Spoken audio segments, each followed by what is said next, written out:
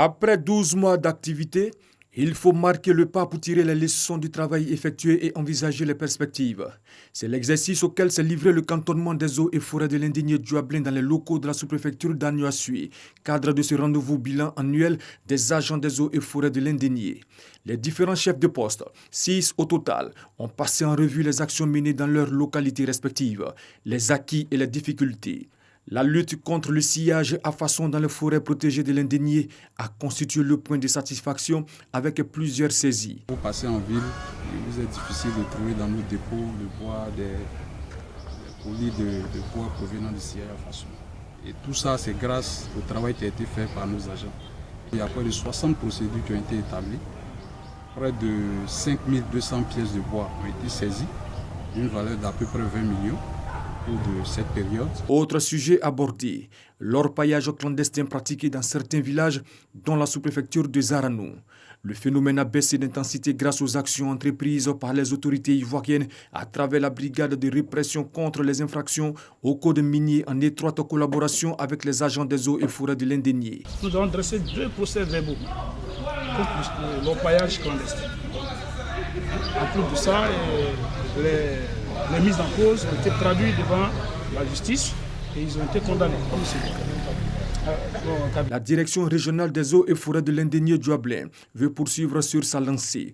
Au nombre de ses priorités figure la lutte contre l'orpaillage clandestin et le sillage à façon.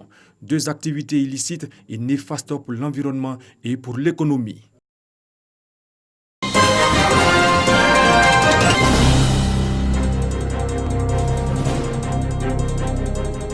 Rarement dans le milieu de la cacaoculture, un chiffre d'affaires de 7 milliards est atteint par les sociétés et entreprises coopératives en fin de campagne.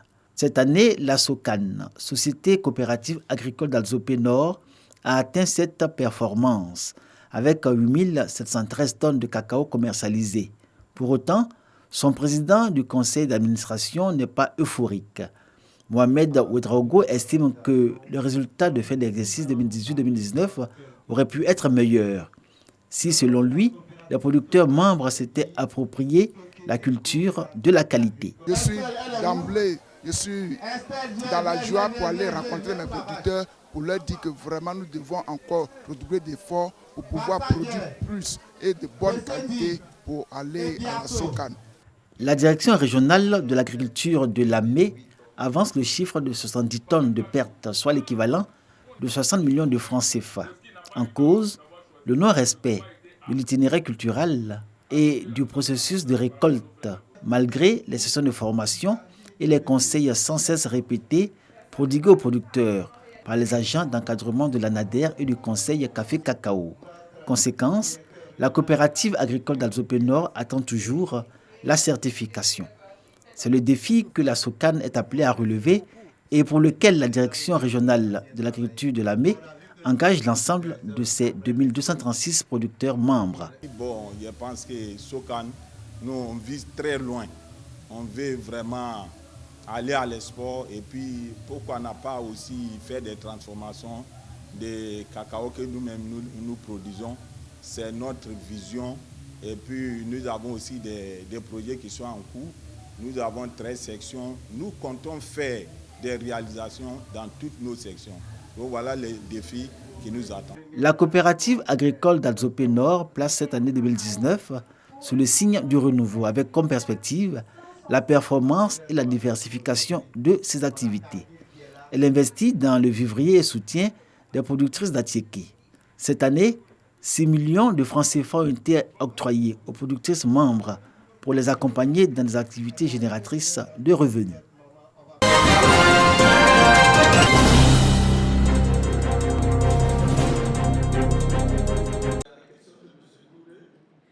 L'ANARESI, Autorité nationale de régulation du secteur de l'électricité de Côte d'Ivoire, se rapproche davantage des consommateurs d'électricité. Les populations de Daloa ont donc été informées sur ces missions et formées sur la lecture et la compréhension des différentes factures d'électricité. Une activité au chapitre des séances d'information, d'éducation et de communication de l'ANARESI. Des acquis pour les consommateurs d'électricité présentés. Cessation de suspendre la fourniture d'électricité à un abonné pour des impayés les week-ends, les jours fériés et la veille de ces jours. Exigence d'un nouvel abonné du paiement des arriérés de consommation du précédent abonné. Quand il n'y a pas la communication, la population pense qu'elle subit des injustices de la part de l'État. Donc c'est bien que l'ANERSI soit venu aujourd'hui pour tenir ces réunions de formation et de sensibilisation. Nous-mêmes, les autorités, nous avons également appris beaucoup de choses de cette mission. Et c'est une très bonne chose. Demain, nous souhaitons que les choses se passent dans les mêmes conditions avec la population. À travers les présentations des exposés qui ont été faits, nous avons été instruits sur le mode de fonctionnement de cet instrument que l'État a mis en place pour protéger les consommateurs. Et également, nous avons pu être aussi informés sur la façon de calculer nos consommations. L'ANARESI, Autorité nationale de régulation du secteur de la sécurité de Côte d'Ivoire, s'est assignée pour mission d'améliorer la qualité de l'électricité proposée aux consommateurs.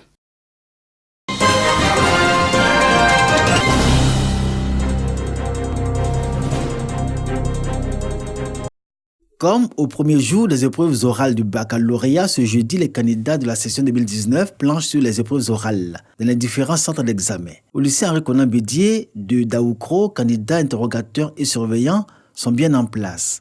Le premier acte du baccalauréat est abordé avec beaucoup de sérénité. Espagnol, français, anglais ou allemand, quelle que soit l'épreuve tirée, les candidats ont donné le meilleur d'eux-mêmes. Les questions sont très abordables. Voilà, il n'y a rien de différent. Pratiquement ce qu'on voit en classe qu'on nous donne, donc je pense que voilà, on peut réussir à cet examen. Nous sommes prêts. Les élèves n'arrivent pas à s'exprimer de manière fluide en allemand. Donc à ce niveau, on essaie de leur remonter le moral, de leur dire que tout ce qu'ils ont appris en classe, c'est ce qu'on va leur donner.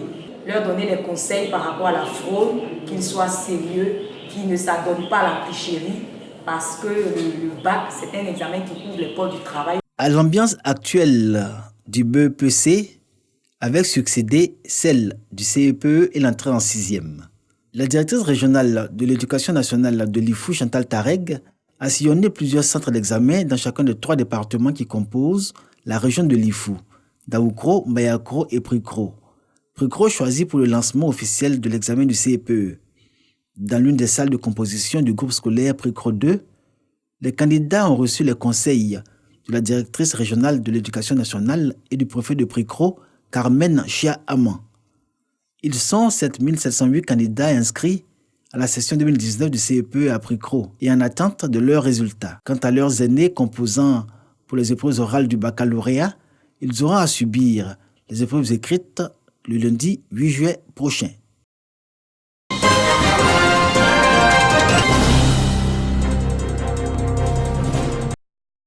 Une longue attente aujourd'hui comblée pour la rentrée scolaire prochaine 2019 à 2020. L'inspection de l'enseignement préscolaire et primaire de Goïtafla aura du matériel informatique. 9 ordinateurs viennent d'être réceptionnés. Il aura fallu attendre la journée de l'excellence organisée par la mutuelle des fonctionnaires pour que ce vœu soit exaucé. Le donateur est le parrain de cette journée d'excellence, le député Guy Vincent de la circonscription de Goïtafla, Maningui et Iriefla. Outre les ordinateurs affectés à l'IEP, des trophées, des jeux de maillot, un téléviseur et une enveloppe de 500 000 francs CFA composent les prix décernés aux lauréats de la journée de l'excellence de Goïtafla.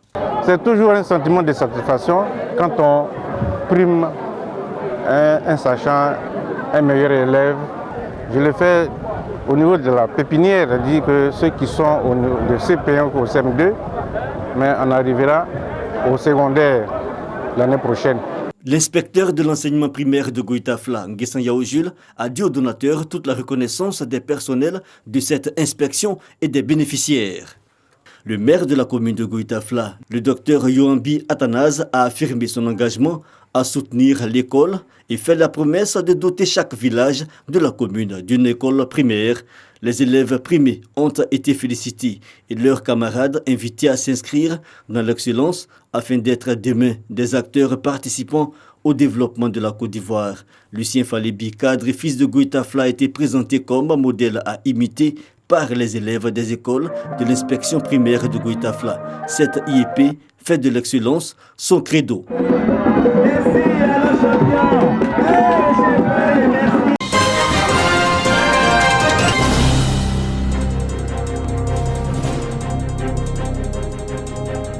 Le gouvernement ivoirien a entrepris un ensemble de réformes dans le secteur du transport terrestre, renouvellement du parc auto, organisation du secteur. Malgré ces nombreuses réformes, le taux des accidents de la route ne baisse pas. Accidents dus en grande partie à l'insécurité routière, au non-respect du code de la route et à l'excès de vitesse. La ville de Bouaké n'échappe pas à ces phénomènes. Le RIL, Réseau ivoirien des leaders, veut contribuer à la réduction des accidents de la route dans la localité. Cette structure a initié un cadre d'échange qui a réuni acteurs institutionnels et société civile afin de susciter l'implication des jeunes dans la gouvernance de la sécurité routière. La sécurité routière est un enjeu pour toutes les populations de Bouaké. Nous n'avons pas la prétention de régler le problème, mais apporter notre modeste contribution pour que nous puissions bouter hors de nos routes l'insécurité et l'incivisme routier.